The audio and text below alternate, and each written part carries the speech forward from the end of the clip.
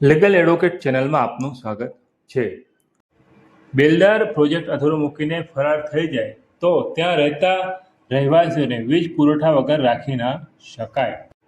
Punjab and Haryana હાઈકોર્ટે Sushma Valencia apartment owners association વિરુદ્ધ પંજાબ રાજ્ય અને બીજાના કેસમાં વચગાળાનો ચુકાદો આપ્યો છે, જે આપણે જોઈએ.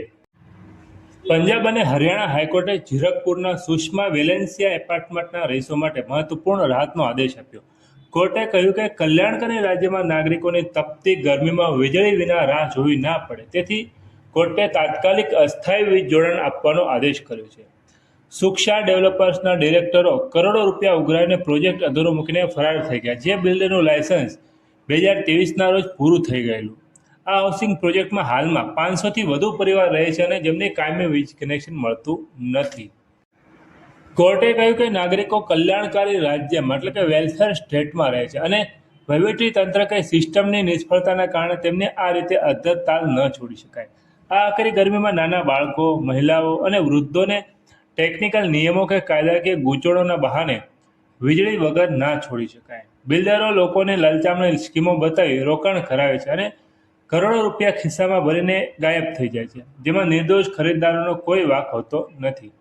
આવી પરિસ્થિતિ ઊભી થાય ત્યારે ગ્રાહકોને કેવી રીતે રાહત આપવી તે માટે લાયસન્સ આપતી વખતે જ સરકારે અગાઉથી મિકેનિઝમ કે નિયમો બનાવવા જોઈએ, જે બનાવવામાં સ્ટેટ મશીનરી નિષ્ફળ રહી છે. પંજાબ અને હરિયાણા હાઈકોર્ટે વચગાળાનો આદેશ આપ્યો છે. તે વચગાળાના આદેશ મુજબ તાત્કાલિક વીજ કનેક્શન એટલે કે દરેક રહેવાસીએ સામાન્ય ચાર્જ પ્લસ 20,000 જમા કરાવવાના રહેશે અને આ રકમ ચૂકવેથી PSPCLએ તાત્કાલિક કામચલાઉ વીજળી કનેક્શન આપવું પડશે. બીજું છે વપરાશ મુજબ બિલ. આ કનેક્શન મળ્યા પછી રહેવાસીઓએ તેમના વાસ્તવિક વીજ વપરાશ મુજબ બિલ ચૂકવવાનું રહેશે. ત્રીજું છે PSPCLની માંગણી એટલે કે પંજાબ સ્ટેટ પાવર કોર્પોરેશન લિમિટેડે વીજળી કનેક્શન આપવા માટે રહેવાસી પાસે ₹4,44,00,000ની રકમની માંગણી કરી, જેમાં ₹43,55,000 પેનલ્ટી સામેલ નથી.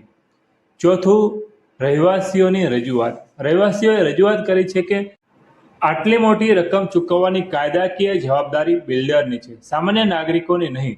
જો દરેક ફ્લેટ ધારક સામાન્ય ચાર્જના 5,000થી 7,000 રૂપિયા આપે તો પણ PSPCLની માંગ પૂરી થઈ શકે તેમ નથી.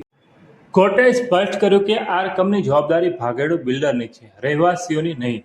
તેથી હાલમાં તાત્કાલિક આધારે સામાન્ય ચાર્જ પ્લસ ₹20,000 લઈ અસ્થાયી વીજ જોડાણ આપવામાં આવશે.